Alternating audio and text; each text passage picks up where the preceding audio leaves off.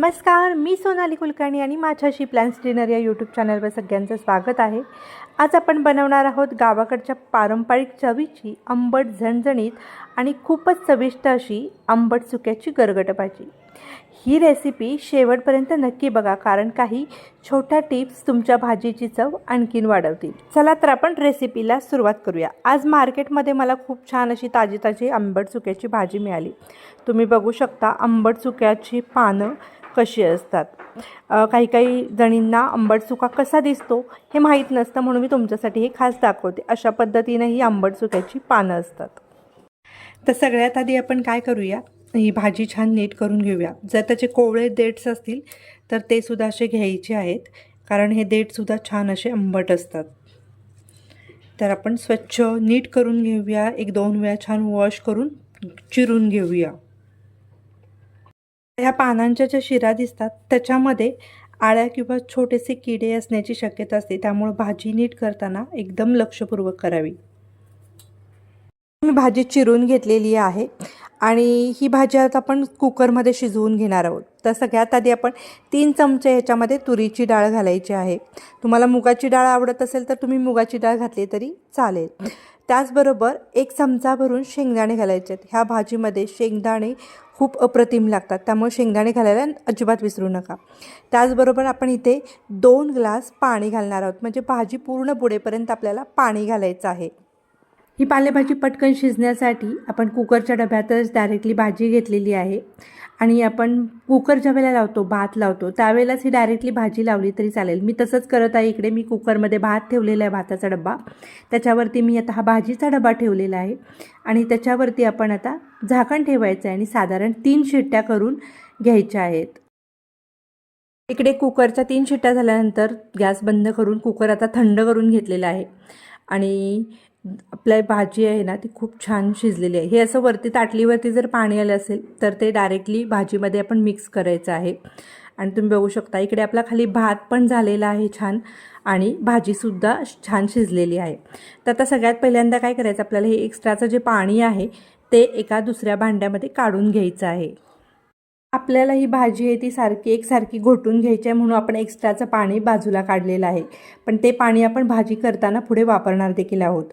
तर आता ही जी भाजी शिजलेली आहे ती रवीच्या साहाय्याने छान अशी घोटून घ्यायची आहे, एकजीव करून घ्यायची आहे। आता शिजलेली भाजी छान घोटून झाली की आता आपण त्याच्यामध्ये आत्ताच ह्या क्षणाला बेसन पीठ घालणार आहोत। साधारण मी इकडे 1.5 चमचा बेसन पीठ घालते आहे आणि बेसन पीठ पण आपण ह्या भाजीमध्ये छान असं मिक्स करून एकसारखं घोटून घ्यायचं आहे।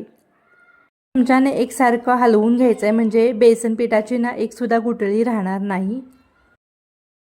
आता एक कढई घेतलेली आहे, कढईमध्ये साधारण 1 चमचाभर ना तेल घ्यायचं आहे। तेल चांगलं थोडंसं गरम करून घ्यायचं आहे। तेल गरम करून झालं की आपण बेसन मिक्स केलेली जी भाजी आहे ती आपण तेलामध्ये चांगली थोडीशी परतून घ्यायची आहे।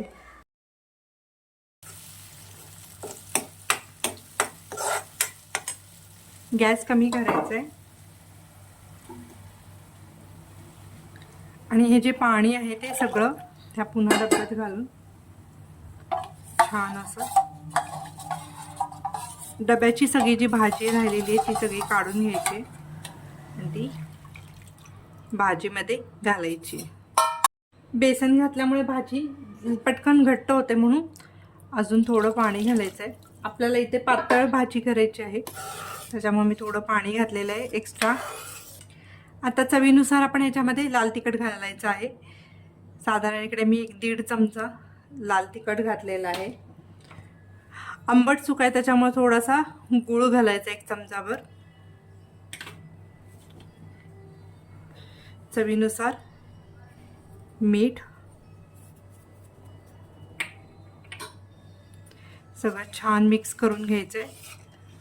अजून थोडंसं पाणी घालते, कारण बेसन लगेच पटकन शिजलं ना की घट्ट होतं, त्यामुळे मी भाजीचं पाणी सोडून एक्स्ट्रा 1.5 ग्लास पाणी घातलेलं आहे।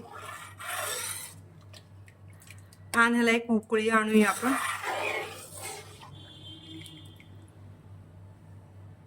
रटरट अशी भाजी शिजवून घेऊया। इकडे मस्त अशी आपल्या भाजीला उकळी आलेली आहे, छान रटरट शिजलेली आहे भाजी। गॅस बंद करायचा आहे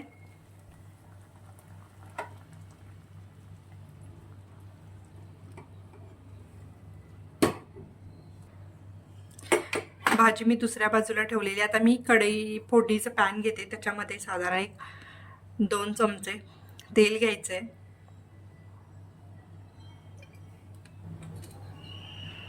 तेल गरम झालं की 1 चमचाभर मोहरी घालायची. मोहरी तडतडली की थोडेसे पाव चमचा जिरे घालायचे. हळद घालायची अर्धा टेबलस्पून. हिंग घालायचं थोडासा. त्याच्यानंतर काश्मीरी लाल मिरची पाव चमचा घालायची आणि काश्मीरी लाल मिरच्या तडक्यामध्ये घालायच्यात. ह्याची चव ना खूप सुंदर येते.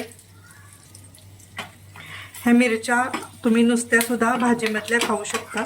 इतकी सुंदर टेस्ट येते. गॅस बंद करायचा. इकडे आपला मस्त असा तडका तयार झालेला आहे.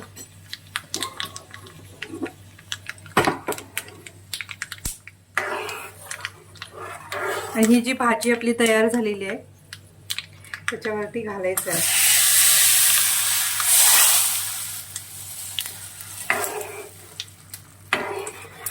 खमंग अशी फोडणी घातली आहे.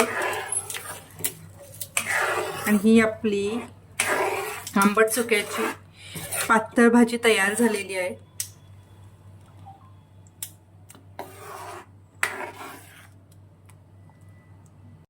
बघू शकता किती सुंदर अशी मस्त अशी आपली आंबट चुक्याची भाजी तयार झालेली आहे. गरगटा भाजी खायला खूप टेस्टी लागते. नक्की करून बघा. रेसिपी आवडली तर रेसिपीला लाईक करा, शेअर करा आणि चॅनेलला सबस्क्राईब करायला अजिबात विसरू नका. पुन्हा भेटूया नवीन रेसिपीसोबत.